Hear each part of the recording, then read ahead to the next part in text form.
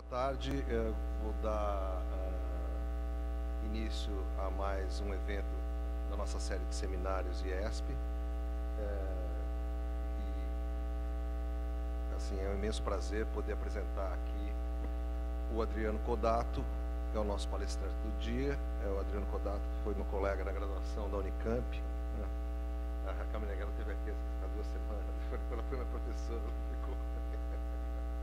Mas, bom, ele foi meu colega. E, quer dizer, somos amigos desde aquela época e tal, e o Adriano é uma das pessoas, uma liderança do programa de Ciência Política da UFPR, que é um dos programas mais jovens, mais dinâmicos do país, né? E é uma referência também nessa área de estudos de elites, né? De elites políticas. E a gente teve a feliz notícia de que ele foi recentemente nomeado como coordenador adjunto da área de Ciência Política e Relações Internacionais da CAPES, né? Então, assim, foi jogar uma enorme responsabilidade sobre seus ombros. Mas... Bom, então, partindo já direto, passar o microfone para o Adriano, a palestra, como vocês podem ver, Oligarcas e Plutocratas na Classe Política Brasileira. Boa tarde a todas e a todos. Queria agradecer o convite do professor João Feres para eu apresentar essa pesquisa. Essa pesquisa está sendo feita junto com o meu colega da UFPR, o Emerson Serve, e nós temos, especificamente, eu tenho uma agenda de estudar a classe política brasileira, fazer uma sócio-história da classe política brasileira desde o final do 19 até agora o 21, tanto deputados quanto senadores. E o que eu vou apresentar aqui é uma sociologia política da classe política brasileira, né? Eu estou tentando encontrar nesse trabalho uma lógica que separe ou que ordene a classe política brasileira, esses caras que estão no fundo aqui da foto, né? Em alguns tipos.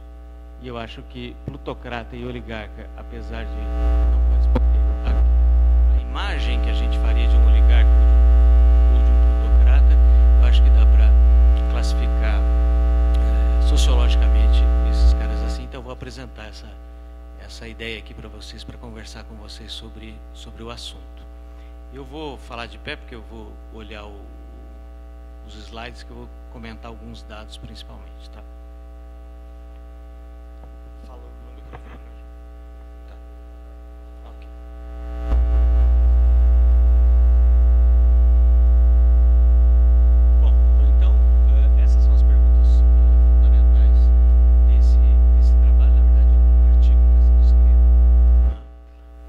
O perfil social dos parlamentares brasileiros.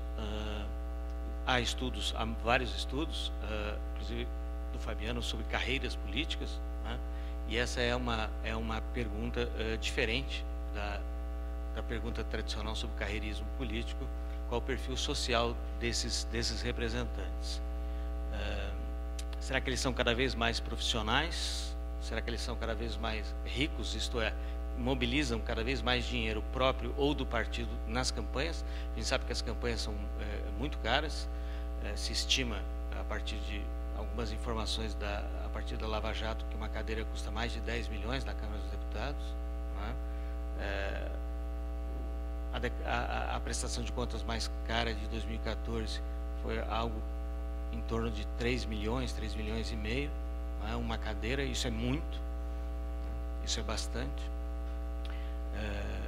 Então isso deve mudar a demografia dessa classe política, né? E o que a gente vê é cada vez menos minorias sociais aí representadas. Bom, então as variáveis tradicionais para estudar políticos profissionais são as variáveis institucionais, e aí há alguns condicionantes. Em primeiro lugar, o sistema eleitoral e a sua influência no processo de seleção, a própria seleção dos candidatos pelos partidos políticos, as montagens das listas e o investimento nas campanhas. Então, a literatura sobre classe política brasileira, sobre profissionalismo político, sobre representantes políticos, já avançou bastante nesses três domínios aqui, nessas 3 variáveis independentes. Né? E aí a ideia aqui é apresentar para vocês um outro caminho possível. Bom, uma pesquisa do Eurelite, que é um consórcio na Europa, que reúne pesquisadores de 11 países, fez uma sócio-história da classe política na Europa entre 1848 e 1999, e lá eles conseguiram, em 150 anos, determinar mais ou menos um caminho padrão de transformação do perfil da classe política. Né? E é um perfil, digamos assim, padrão, porque é o mais a que todo mundo se refere, o que os estudiosos nessa área se referem. Né? Em primeiro lugar, um perfil aristocrático que vai de meados do XIX até o final do século XIX, início do século XX, pouco antes da introdução do sufrágio, não universal, né, mas do sufrágio ampliado. E aí a representação, aí a palavra não é deles, a palavra é minha, plutocrática, né, um governo dos ricos, dos proprietários. Na verdade, a literatura conhece como um governo dos notáveis, né, em geral proprietários. Né. Depois, uma representação cujo perfil é mais tradicional, profissões liberais. Na França, o Charles escreveu um livro sobre a República dos Advogados, que é aquele período que vai do finalzinho do XIX até antes da Segunda Guerra Mundial, que corresponde a uma representação mais tradicional, profissões tradicionais, né, intelectuais, jornalistas, advogados, e a gente pode chamar essa representação de oligárquica, né, representação de poucos. A partir dos anos 60, todos os parlamentos europeus estudados convergem para um perfil dominante, que é o político profissional de origem de classe média, homem branco, entre 40 e 50 anos, e esse é o padrão de todos os parlamentos nacionais. Há uma convergência, então, para esse padrão, e a nossa questão é, bom, enfim, essa história não corresponde à história da profissionalização política no Brasil. Como houve muita descontinuidade no sistema partidário, apesar do sistema eleitoral não, mas muita descontinuidade no sistema partidário, então a gente assiste no Brasil a um processo de profissionalização e desprofissionalização ao longo do século XX. A gente pode encontrar até 1930 muitos profissionais da política, depois um grande interregno do Estado Novo, depois da ditadura militar. Isso muda o perfil da classe política e desprofissionalizando. Né? E lá, então, essa história aqui não serve para a gente. Né? Pode passar, João. Então, o problema central é esse, não é? Entender qual o perfil do nosso político profissional, o político eleito. Aqui, no caso, nesse caso aqui, o deputado federal, hoje, esta atual Câmara dos Deputados, né? E a ideia é que a nossa representação, ela não é democrática como na outra, mas ela é plutocrática e oligárquica.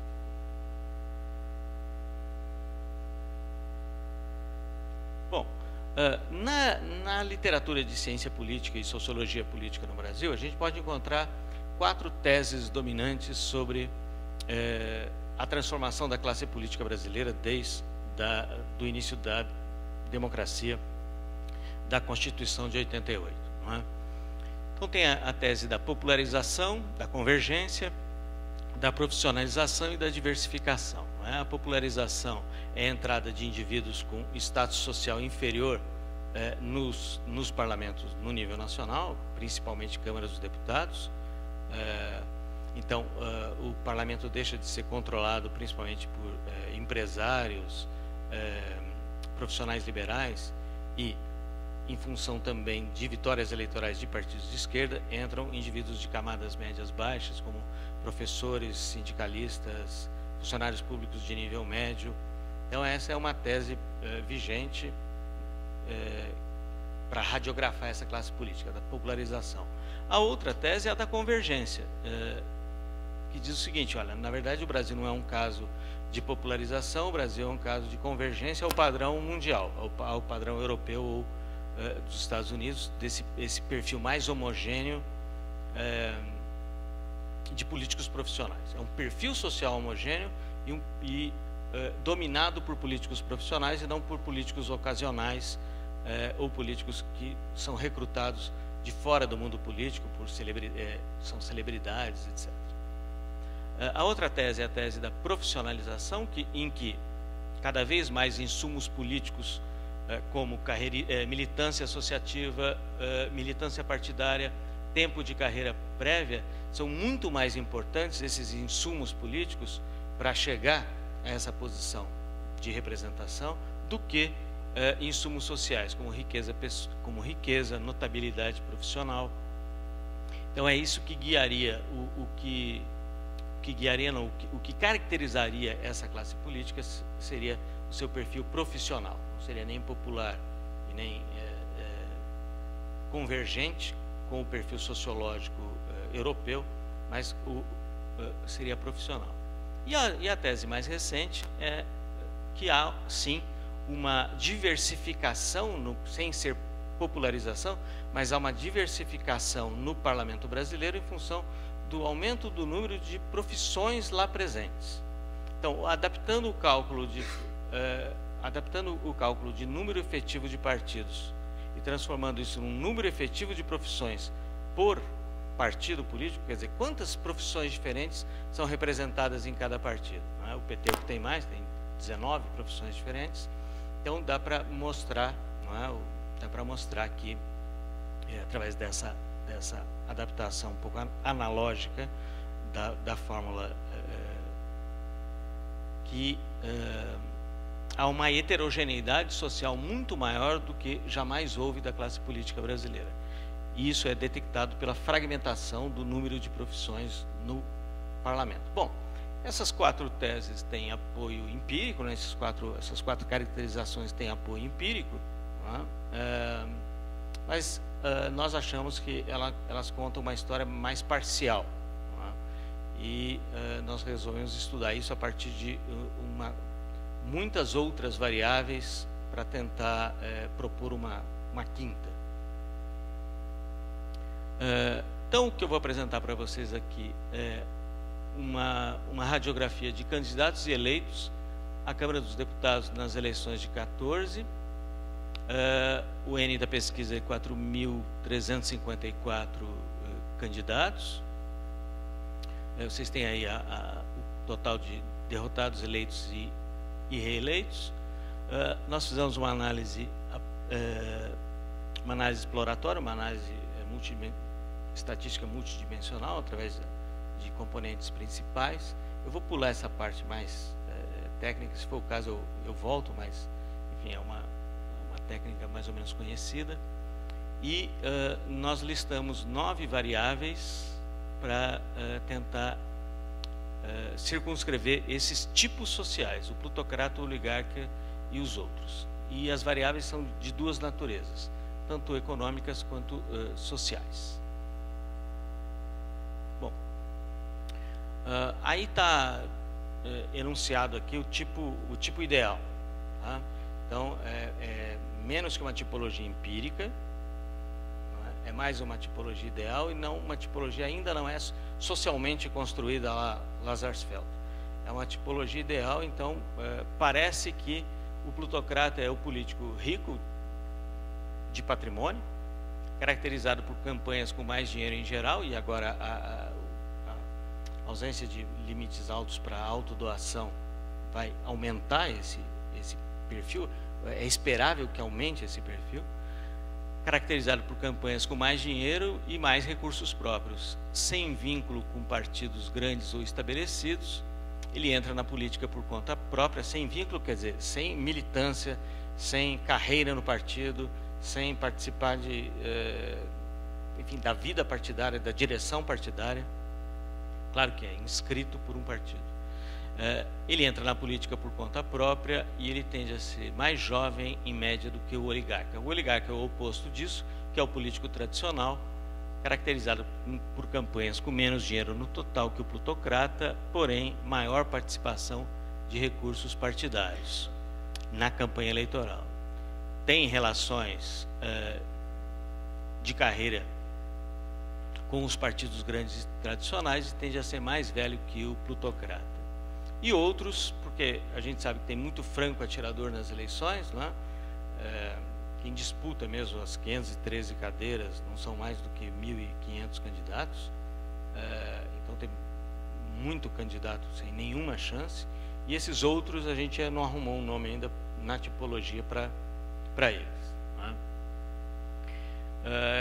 Bom, basicamente é o negativo desses dois outros tipos, não se enquadram nessas categorias: menos recursos no total, menos recursos do partido, quer dizer, menos recursos próprios, menos recursos dos partidos, e distribuem-se entre os tipos de partido, grande, pequeno, e não tem aí não tem aí uma classe de idade identificável.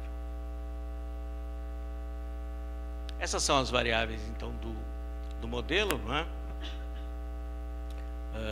Todos os dados nós pegamos da autodeclaração.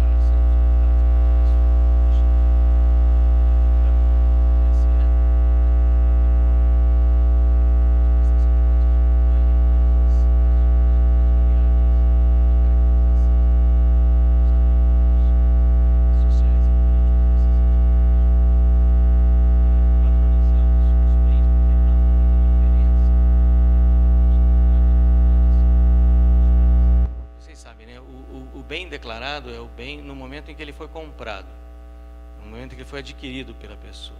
Então, a pessoa pode ter um apartamento luxuosíssimo, mas se comprou nos anos 70, coloca o valor dos anos 70. Então, isso cria uma distorção, e também tem muito candidato franco-atirador que não tem bem nenhum, não declara nada. Então, tivemos que padronizar isso através do Z-Score, e a ideia é que os plutocratas têm um patrimônio superior no cálculo. Enfim, eu não vou repetir o que está escrito, vocês estão lendo, né? São o valor declarado na campanha, o valor de recursos próprios, o percentual de recursos próprios, o percentual do partido investido na campanha. A gente sabe que os partidos têm uma lista oculta, né, de safe seats, né, de candidatos que têm muito mais chance de serem eleitos ou reeleitos, principalmente. Então o partido discrimina muito na distribuição do dinheiro e vai discriminar mais ainda agora, né? Pode passar, João, por favor. O percentual investido pelo partido, se tem ou não ensino superior. Ensino superior, em geral, é uma proxy no Brasil para status social, né? Isso separa bem candidatos, não separa eleitos, né? Eleitos no Brasil, mais de 85% tem curso superior, mas entre candidatos é uma boa proxy para status social. Ocupações declaradas por eles nas fichas do TSE, na ficha do TSE, e idade, que é uma variável contínua.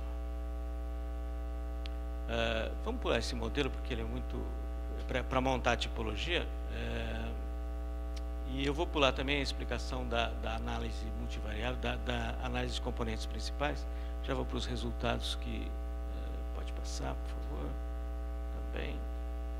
Aí. Bom, então a ideia é o seguinte, é encontrar alguma lógica nesses caras aí. Olhando para esses caras, né, quem assistiu, todo mundo deve ter assistido aquela votação da licença para o impeachment, né? Chamar aqueles caras de oligarcas ou plutocratas é uma baita licença poética, né?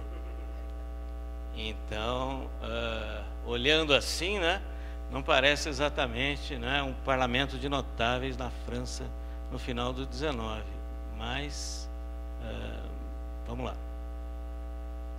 Bom, bom, essa é uma correlação, é uma matriz de correlação entre todas as variáveis, né? As variáveis que eu destaquei em verde, elas aumentam junto, as variáveis que eu destaquei em vermelho, elas diminuem juntamente, Mas, no cálculo do alfa de Cronbach, quer dizer, a consistência geral do modelo, a consistência geral de todas aquelas variáveis para explicar a distribuição dos indivíduos nessas 3 categorias, a adequação de todas essas variáveis aos dados é de 85%. Então, a adequação teórica, então, quer dizer, na teoria funciona, né? Na teoria é adequado. Aí temos que ver se na realidade é adequado. Próximo. Aí nós temos a amostra dos valores centroides para cada variável nas 2 dimensões. Depois, quando eu explicar o gráfico, eu posso voltar a essas medidas, né? E indica como os casos se distribuem em cada variável e como eles se aproximam ou se distanciam. Quanto mais alto o valor, mais alto o potencial explicativo da variável. Pode passar. Bom. Então, eu vou apresentar um gráfico bidimensional, não é? Um gráfico de 2 dimensões, para tentar circunscrever essa tipologia de candidatos. A distribuição mostra que os componentes representam as 2 categorias analíticas, plutocratas e oligarcas, e formam componentes distintos, com diferentes intensidades. É o que nós vamos ver no próximo slide. Pode passar que daí eu explico isso. Eu explico no gráfico. Bom, então, o primeiro lugar é o seguinte. Esse é um gráfico sobre o desempenho das variáveis. Desempenho explicativo das variáveis. Idade e ensino superior não explicam quase nada. Mas nós podemos ver que, principalmente percentual do dinheiro do partido, recursos declarados, recursos próprios, percentual próprios, bens também não tem grande força explicativa, né? Essa distribuição de bens de fortuna, mas recursos próprios sim. Né? Então esse é um gráfico que mostra só o desempenho do modelo, a autodoação. Então isso mostra só o desempenho do modelo, então mostra que o modelo está ajustado a 85% dos dados, ou a explicação de 85% dos dados, e as variáveis que menos explicam, que poderiam ser retiradas do modelo sem prejudicar a classificação estatística da coisa, a estatística é ensino superior, idade e bens próprios. O gráfico seguinte indica as posições agora dos indivíduos nesse plano, né? Como é que os indivíduos estão distribuídos, aqueles mais de 4.000 candidatos, né? Cada ponto do gráfico vai representar um candidato e ele evidencia o espaço ocupado, o espaço ocupado por aqueles outros, né? Que a gente não tem um nome ainda na tipologia, ele é mais homogêneo na dimensão 1, com concentração dos casos numa faixa muito pequena do gráfico, mas com maior distribuição na dimensão 2. A distribuição intermediária é a da categoria oligarcas, com menor concentração do que os casos que se encontram na parte esquerda do gráfico. Bom, vamos pular que aí eu explico com o gráfico, né? Aqui. Né? Então aí sobre a matriz teórica, foi plotado então os indivíduos. Então a gente encontra, antes mesmo da classificação, uma grande massa de indivíduos aqui deste lado esquerdo do gráfico, né? Que vocês já devem supor que são os indivíduos barrados aí, não eleitos. Né? O próximo gráfico acho que o mais interessante. Pode virar para o gráfico. Esse aí. Né? Então esse aí é o gráfico principal desse modelo. Em cinza, derrotados. Em vermelho, eleitos. E em amarelo, reeleitos. Então a ideia é que oligarcas permanecem, né? Enfim, oligarca é o cara com mais ligação com o partido, mais função com o partido, ele tende a ser reeleito. Os plutocratas não são apenas outsiders. Pode ter outsider entre plutocrata, mas não é o caso. Então, plutocrata aqui talvez seja uma palavra assim muito forte para designar um indivíduo que tem muito recurso próprio, que investe muito recurso próprio. Mas, enfim, provisoriamente, para uma aproximação tipológica, típico ideal da coisa, vou manter essa palavra aqui. E os outros são esses grandes barrados, mas a gente vê que tem outros, tem bolinha cinza aqui do lado, né, dos que são eleitos. Perdão, tem essas bolinhas cinzas do lado de plutocrata e do lado de oligarca. Então, quer dizer, exatamente, plutocrata é derrotado, oligarca é derrotado, não é um ticket para passar. Então, tem chance de insucesso.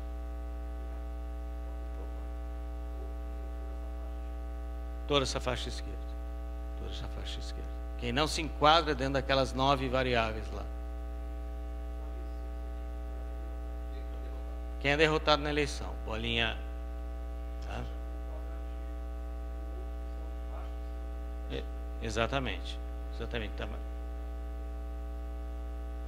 Aqui a cinza, exato.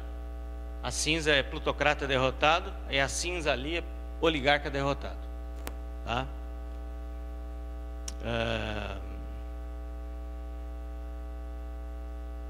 Bom, aí nós temos o percentual de distribuição de candidatos, né? Então a gente vê que nos candidatos 65% são os outros, né? Mas entre os eleitos, os outros são apenas 9,6%. Quer dizer, essas variáveis, de fato, elas parecem contar para o sucesso eleitoral e para a conformação sociológica dessa população. Os oligarcas têm melhor desempenho do que os plutocratas, e isso é explicável em função porque dominam máquinas partidárias, e isso deve aumentar, talvez e somente com a nova forma de distribuição dos recursos na fórmula da eleição atual. O número de oligarcas, quer dizer, o cara ligado ao partido que controla a distribuição do recurso pelo partido. Não tem limite, né? O limite é muito alto. Então, pode ser. Agora, precisa ver se o desempenho vai ser o mesmo, né? O desempenho vai ser o mesmo. Tem duas coisas aí. É a caracterização sociológica e a chance de sucesso. Então, são duas coisas para a gente pensar juntos. Bom, aí nós fizemos... Pode passar, por favor, João? Bom, aí nós fizemos uma distribuição dessa tipologia do perfil social por tipo de partido político. E aí dividimos os partidos, pode passar, João, em 3 categorias: partidos personalistas, partidos grandes e partidos pequenos. Partidos personalistas são essas chamadas legendas de aluguel, legendas fisiológicas, que é um termo assim intraduzível quando você está falando isso no exterior, é intraduzível o negócio fisiológico, né? A gente precisa urgentemente arrumar um sinônimo para isso. Eu coloquei personalista aqui porque era para tentar se comunicar lá na França para eles entenderem um pouco o que era isso, né? Mas enfim, são o que nós chamamos, são esses partidos, pequenos partidos oportunistas que negociam tempo de televisão, participam de coligações, partidos grandes e pequenos. E aí o slide seguinte tem a distribuição dos partidos pelas categorias, né? Personalista PHS, PMN, PROS, PTdoB e PTN. A classificação é algo arbitrária dos personalistas, e a outra por tamanho, aí é acima dos 3% da mais ou menos aceito, né? 3% das cadeiras na Câmara, acima de 3%. Aqui eu estou falando de candidatos, né? Então aqui é a população toda, então por isso que tem ali partidos que não têm representação, né? PCO, PCB, PPL.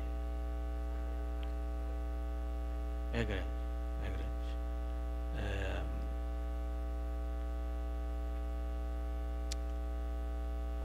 Nós fizemos um cálculo em outro artigo sobre distribuição de cadeiras e padronizamos o partido grande ou pequeno a partir do número de cadeiras que cada partido obteve desde 98 até 2014 e padronizamos isso no cálculo. O score C, esse número de cadeiras, e padronizamos quem estava um desvio padrão acima do grande, um desvio padrão ou vários era baixo. Não é? Então bate com esses 3%. Depois, lendo também um texto do Jairo Nicolau, também estabelece esse limite de 3%. Bom, está de acordo com a literatura, então. Só o personalista, o pequeno, a gente poderia discutir quem dos pequenos poderia estar nos personalistas. Não é? Os personalistas são todos pequenos. E entre os pequenos pode ter algum que... Hã? Os personalistas, sim. Não. Ele é personalista. Ele é personalista no sentido que nós entendemos o personalismo aqui como fisiológico ou oportunista. Personalista não é um bom nome, talvez seja oportunista, mas, enfim, a gente precisa arrumar um nome para esses partidos. Não é? E pequeno não tem... Coincidentemente, eles são pequenos. Exatamente. Quer dizer, se a gente tomasse esse adjetivo personalista, a gente poderia caracterizar esse PSDK aqui, é o PSD do Kassab. É porque no banco de dados tinha o outro PSD, aquele que foi criado antes e acabou em 2002, então era PSD e PSDK, esse é o PSD do Kassab. Né? Isso poderia ser caracterizado como partido personalista também, né? Seria... dentro desse nome aí. Então o nome é o tal do fisiológico, mas a gente precisa arrumar um sinônimo internacional para isso. Vamos lá. Bom, o total de candidatos dentro dos tipos segundo as categorias de partido estão distribuídos assim. Não é? Os outros estão principalmente nos pequenos e plutocratas e oligarcas principalmente nos partidos grandes. Partidos personalistas não pesam nada aí. Isso é total de candidatos. Agora vamos ver as outras duas tabelas. Não é? Entre eleitos, não é? Entre eleitos, 40% de partido pequeno e o grande percentual, partido grande, plutocrata e oligarca. Então, quer dizer, partido grande comanda mesmo as eleições e reúne esses tipos. Né? Se a gente conseguisse dividir a Câmara nesses dois tipos, segundo aquelas 9 variáveis, eles estão nos partidos grandes. Então, portanto, a gente encontra, segundo essa nomenclatura, plutocrata e oligarca no PT, no PDT, né? No PSB. Então não é assim, o nome não corresponde à história do conceito. Não é? O nome aqui é mais descritivo para descrever oligarca, o indivíduo que controla a máquina do partido, ou está ligado à máquina do partido, à direção do partido, e plutocrata, o indivíduo que tem que investe bastante em nome próprio na campanha. Ele, em geral, é o político profissional, mas isso depende de como a gente definir o político profissional. Mas pode ter político profissional nos plutocratas. Então, tem nos plutocratas um sujeito que investe muito dinheiro da sua, recurso próprio, e ele é político há 4 mandatos. Né? Então, ele acumulou bens de fortuna aí durante esses 4 mandatos, ele tem capacidade de investir. Então, ele é profissional e plutocrata. Ele pode ser profissional e plutocrata, profissional e oligarca. Né? Pode ser as duas coisas. Pode passar. E entre os reeleitos, né? Aí é só partido grande que controla a representação mesmo. E entre os reeleitos, a maioria é oligarca, quer dizer, a maioria é ligada já ao partido político, então usa os recursos principalmente partidários. Bom, era isso que eu tinha para falar, para começar essa conversa, não é? Apresentar esse modelo para discutir essas nove variáveis. Primeiro, o mérito do problema, né? Se vale a pena deixar de pensar em termos de ciência política sobre carreirismo político, profissionalização política e propor um diagnóstico mais sociológico sobre esses indivíduos. Depois, as variáveis que compõem o modelo, aquelas 9 variáveis, e nós vimos a força de explicação de cada uma delas, os tipos ideais, né, e os nomes que a gente pode dar para esses tipos ideais. É uma questão de rótulo, mas também é uma questão de classificação, não é só o nome, mas é uma questão do mérito da classificação, do poder descritivo do nome em razão da descrição que ele dá. Né? Então é isso. Enfim, espero que a gente possa conversar sobre esse nosso achado.